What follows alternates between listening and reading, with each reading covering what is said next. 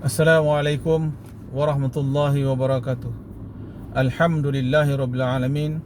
Wassalatu wassalam ala sayyidil mursalin wa ala alihi wa sahbihi ajma'in. Amma ba'. Saudara yang dikasihi sekalian, mari kita mengenali sedikit tentang sifat-sifat mazmumah agar apabila kita dapat kenal dan kita dapat ketahui, maka dapat kita hindarkan. Dan jika sekiranya kita telah melakukan, maka dapat pula kita tinggalkan dengan segera. Sifat mazmumah yang dimaksudkan ini ialah satu perkara yang sering berlaku dan sering dilakukan dan amat mudah untuk melakukannya, tetapinya dosanya sangat besar di sisi Allah Subhanahu Wa Taala. Ianya dibenci oleh manusia dan apatah lagi dimurkai oleh Allah Subhanahu Wa Taala. Apa dia? Yang pertama, mengumpat. Apa itu mengumpat? Mengumpat itu ialah kita menceritakan sebarang keburukan, sebarang keaiban, sebarang kesalahan, sebarang kekurangan seseorang di belakang orang itu. Kita mengata dia, kita menceritakan keaiban dia yang dia telah lakukan. Sebab manusia ini tidak ada yang tidak melakukan kelemahan, tidak ada yang tidak melakukan kesalahan dan kesilapan. Semuanya berlaku, melainkan Nabi dan Rasul. Jadi apabila kita menceritakan, mewawarkan tentang kekurangan-kekurangan, kesilapan-kesilapan serta dosa-dosa, kesalahan-kesalahan yang oleh lakukan di belakangnya, maka itu namanya mengumpat. Mengumpat ni besarnya, dosanya amat besar di sisi Allah Subhanahu Wa Taala. Dan orang yang mengumpat, menceritakan keaiban saudara Islamnya di belakang saudara itu, maka dia ibarat makan daging yang busuk, makan daging saudaranya sendiri.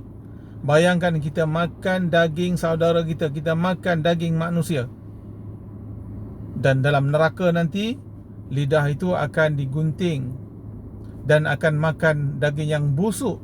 Antana minal jifah, lebih busuk daripada bangkai yang busuk. Dan kerja mengumpat ni adalah kerja yang paling seronok. Seseorang itu sangat seronok mengumpat, mengata orang lain, sedangkan diri sendiri pun banyak lakukan salah, banyak kesilapan, banyak kekurangan, banyak juga dosa. Tetapi dia tak cerita kelemahan dia, tapi seronok menceritakan kesalahan orang lain, mengumpat orang lain, mengata orang lain, mencaci orang lain di belakangnya, sehingga kan orang itu malu dan tercemar maruahnya. Maka berhentilah daripada kita mengumpat. Selagi kita melakukan umpatan kepada orang lain, selagi itulah kita akan berdosa. Dan orang yang kita umpat itu akan dapat pahala. Pahala-pahala daripada kita yang kita lakukan kebaikan, lakukan kebajikan. Pahala-pahala itu Allah akan potong, Allah akan berikan kepada orang yang kita umpat. Dan sekiranya habis dah pahala-pahala orang yang mengumpat ini, maka dosa-dosa pengumpat itu pula yang Allah akan tukarkan kepada orang yang mengumpat. Dosa-dosa orang yang mengumpat itu akan beralih tempat, iaitu masuk dalam buku catatan orang-orang yang mengumpat. Alangkah malangnya. Jadi jangan sedap mulut untuk mengumpat, mengata orang lain, sedangkan kita akan menerima balasannya di akhirat nanti. Dan itulah di antara orang yang dimaksud oleh Rasulullah akan jadi muflis di akhirat nanti. Muflis itu bankruptcy di akhirat nanti. Kenapa? Pahala-pahalanya, kebaikan-kebaikannya telah Allah tarik, beri kepada orang yang diumpatnya. Bayangkan kalau satu orang, kalau dua orang, kalau 10 orang yang kita umpat, mana lagi tinggal pahala-pahala kita di sisi Allah Subhanahu Wa Taala? Tidak ada lagi dah. Dan bila tidak ada pahala, dosa yang ada, maka layaklah kita akan direjam ke dalam neraka Allah Subhanahu Wa Taala. Sebab itu jangan mengumpat. Dan mengumpat ni kerja yang paling seronok, paling sedap. Lidah sangat mudah mengata orang. Dalam sedar tak sedar kita mengata orang lain, kita mengaibkan orang lain di belakangnya. Maka oleh itu, kalau kita dah bersifat demikian, bertobatlah. Dan kalau kita dah mengumpat orang untuk tebus dosa itu, maka jumpalah orang yang kita umpat itu, mohon maaf kepadanya. Kita mengaku kita telah mengatanya, telah mengumpatnya di belakang, dan kita mohon kemaafan kepadanya andai dia memaafkan. Oleh itu berat dosa mengumpat ni saudara, bukan mudah.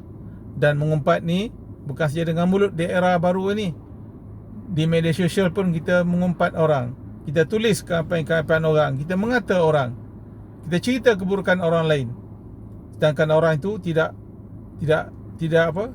ada di depan kita, dan mereka pun tidak rela. Jangan kita kumpul dosa kita.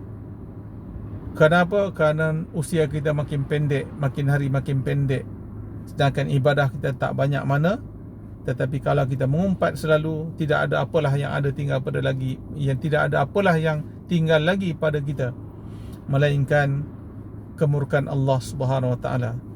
Jadi mari kita berhenti mengumpat.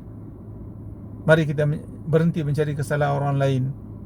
Maka carilah kesalahan kita, cercalah diri kita, katalah diri kita sendiri, kerana kita juga banyak melakukan dosa dan kesilapan, dan banyak kekurangan-kekurangan yang ada pada kita yang orang tak tahu, tetapi Allah merahsiakan, Allah tutup keaiban kita.